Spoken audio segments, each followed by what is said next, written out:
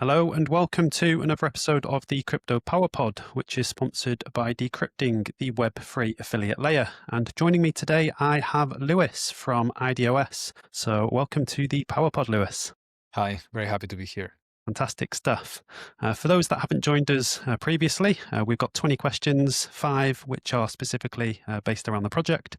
And then we'll be having 15 questions that Lluis will be responding to give his thoughts and opinions on various different life experiences. So we'll look to hit things off. Lluis is the co-founder of idOS. First question, Lluis, in one sentence, what problem does idOS solve? So in one sentence, we enable identity portability for the stablecoin economy. Fantastic. And what is your 30-second elevator pitch? So I think that everyone is talking about the stablecoins these days, but unfortunately, stablecoins will not reach mass adoption unless we make user data to move as fast as money does. I think it's clear to everyone that DeFi rails are a 10x improvement on TradFi rails for many reasons. However, the moment that DeFi touches the real world, you need identity verification. And it's not only for compliance, it's actually for enabling use cases that otherwise wouldn't be possible, like anything that has to do with accountability or anything that is under collateralized, which is how the TradFi system works at the end of the day.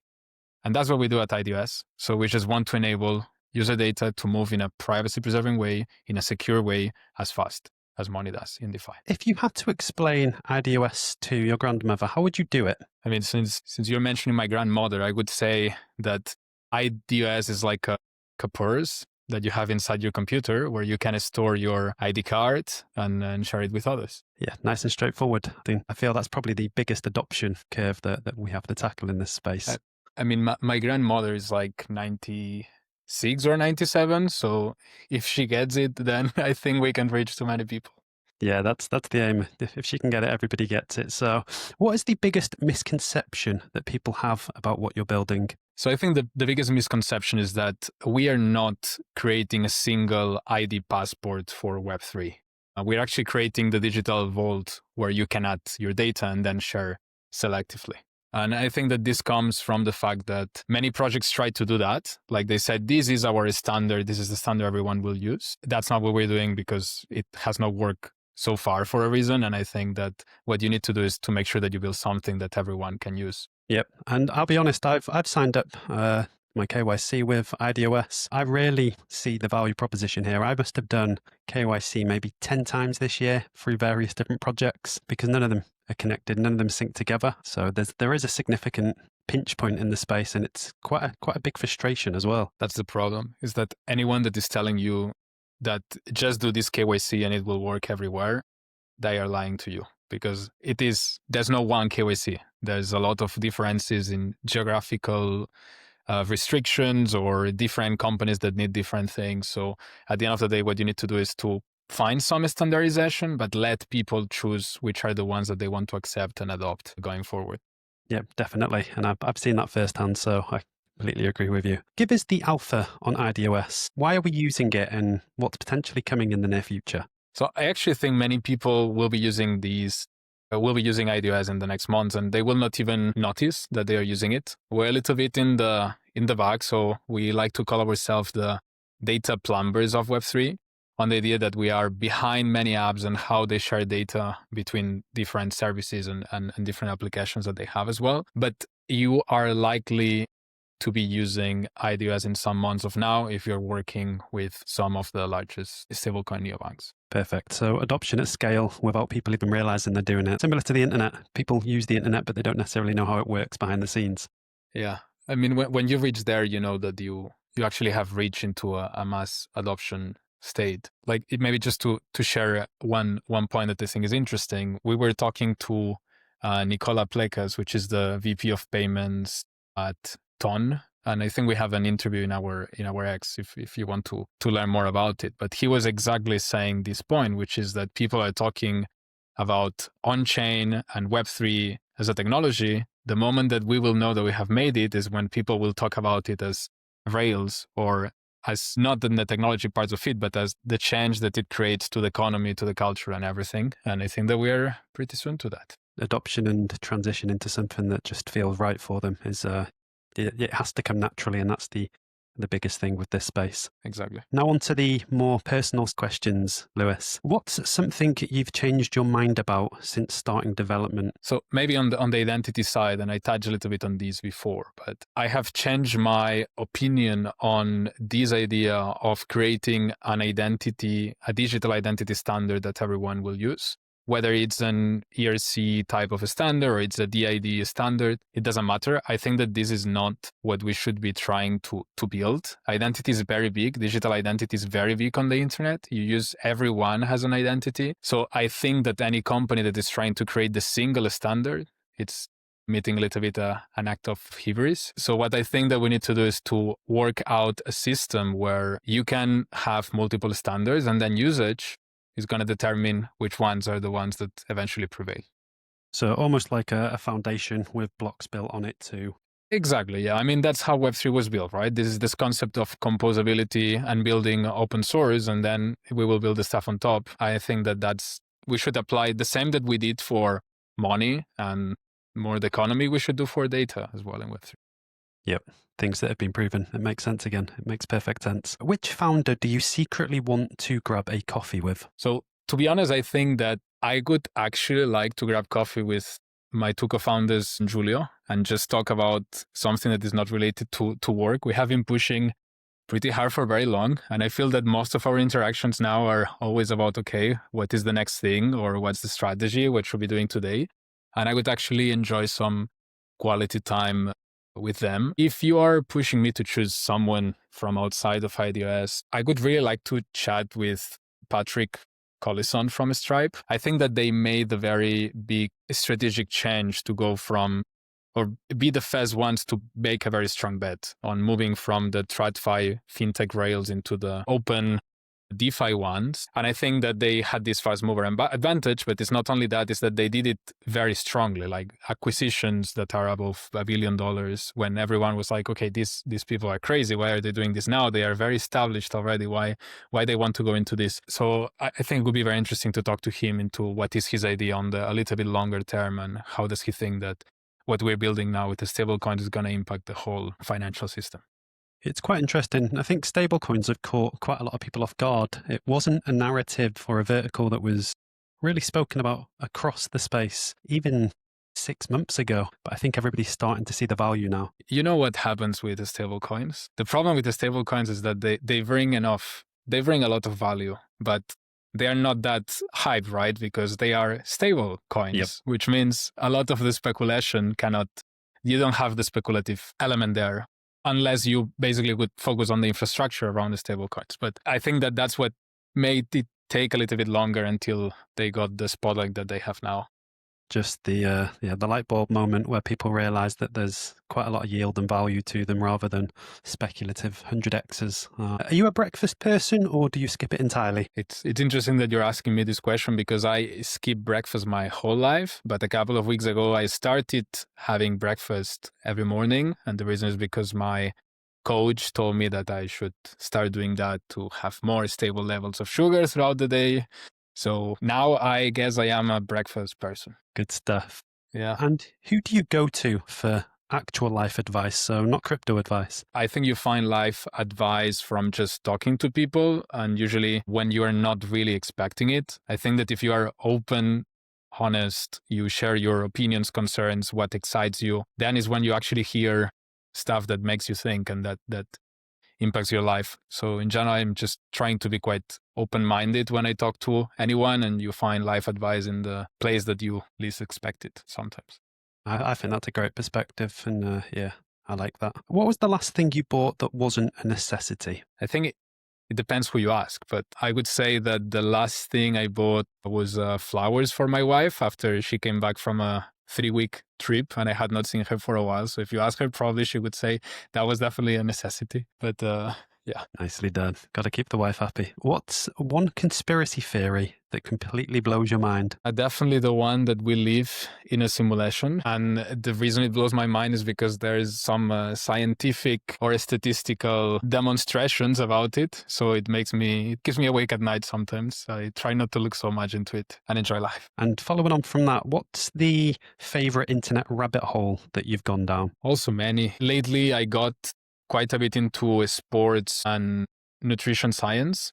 I think it's very interesting and something that we had very, very little awareness just 10 years ago. I'd agree with that. I actually have a degree in sports science, so I've very good.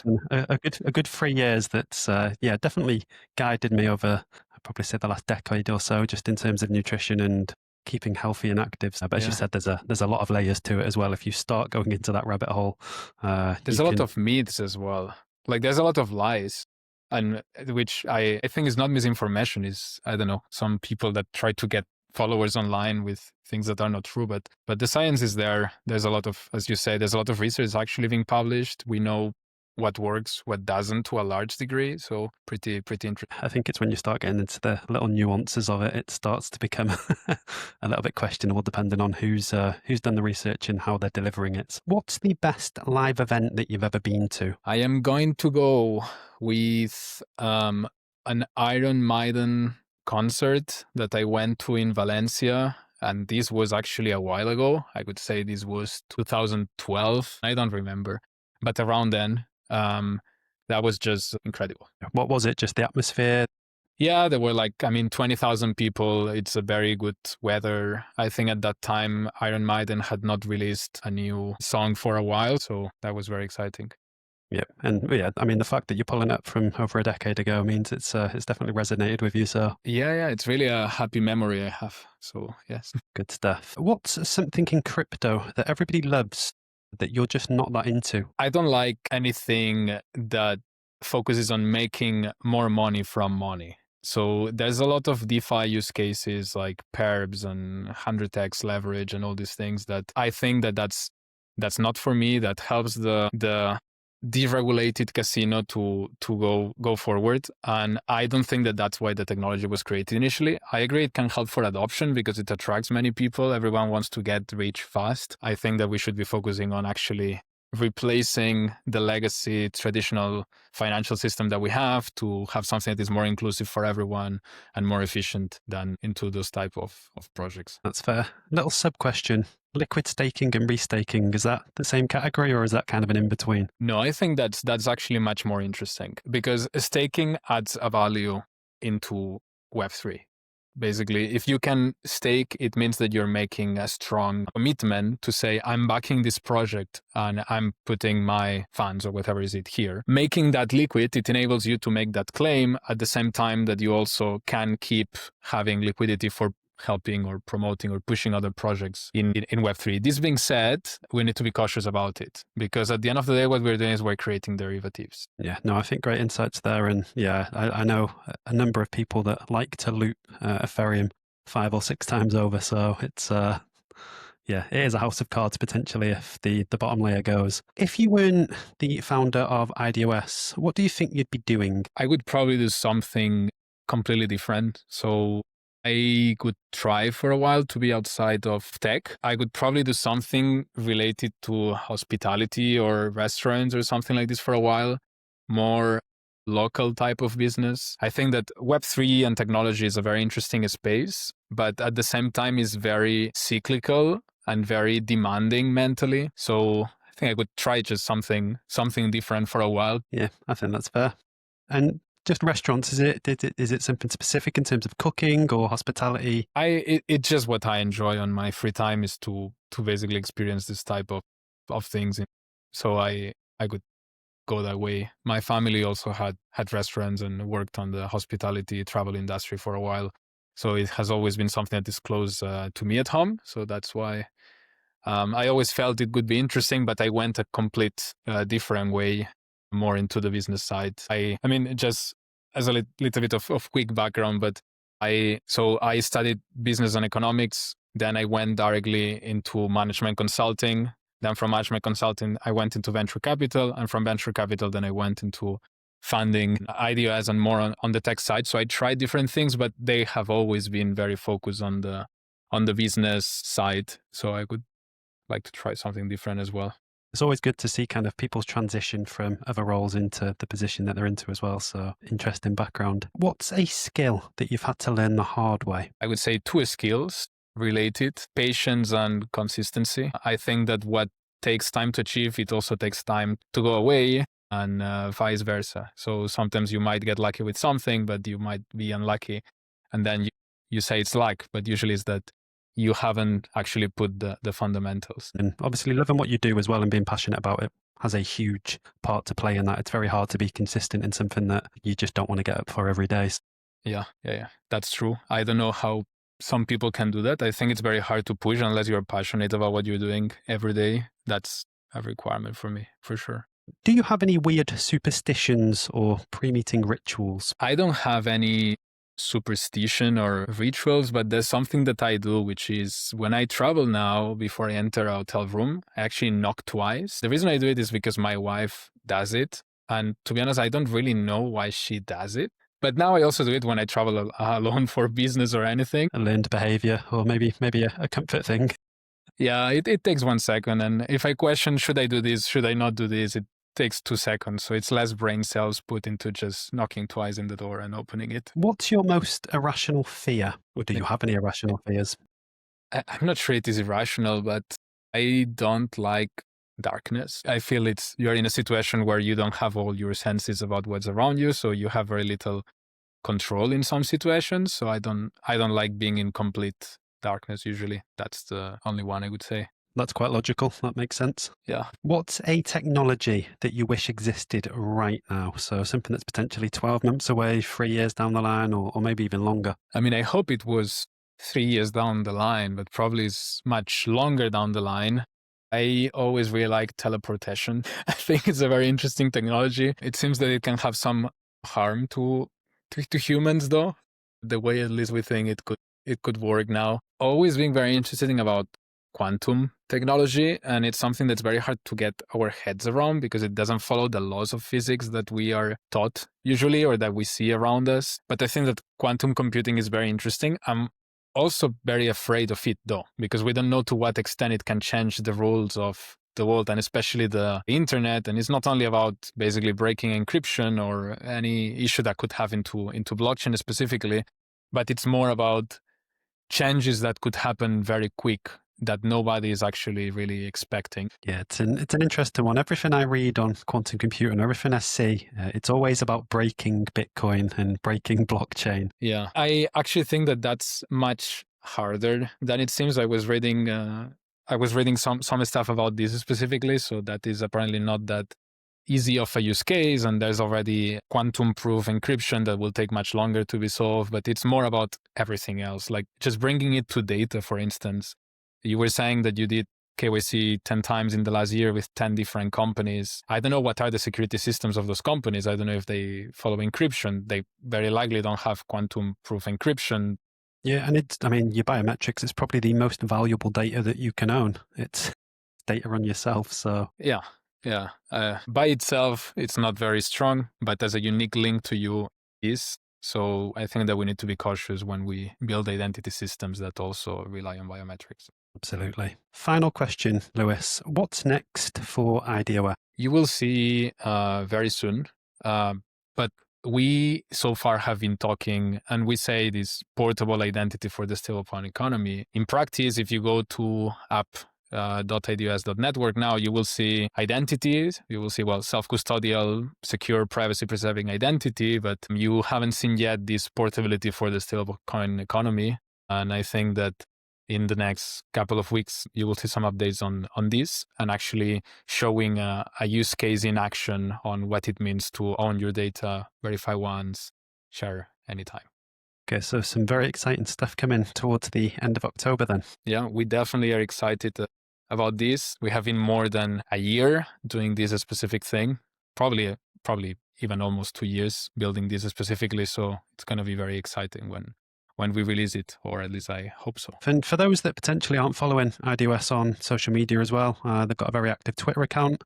For those that are into InfoFi, they're also very active on WallChain. There's a significant number of people that are engaging with the InfoFi campaign, so check that out as well. Is there anything else that you want the audience or the community to potentially check out and have a look at, potentially sign up to idOS Ready as well? Yeah, no, I think you mentioned those are the main places where people can interact. Our Twitter, we also have a Telegram channel if you want to chat with the team directly. We are always there hanging around. And I would say definitely try the app. So go to app.idos.network and experience what it is actually to have self-custody of your data. And soon you will also see additional features coming there. Well, it's been great having you on the PowerPod today, Lewis, and getting to know more about idOS and more about yourself as well, and your journey, your experiences, your opinions. So hopefully the listeners get quite a lot of value out of that. It's always great to kind of learn more about the people that are building the tech in this space. Thank you. Thank you very much for having me. This has actually been fun to connect a little bit more on the personal side as well. So yeah, looking forward to be in touch and for everyone to also follow the path of idOS. Stuff, and we'll see everybody else on the next episode. Thank you. Thank you, everyone.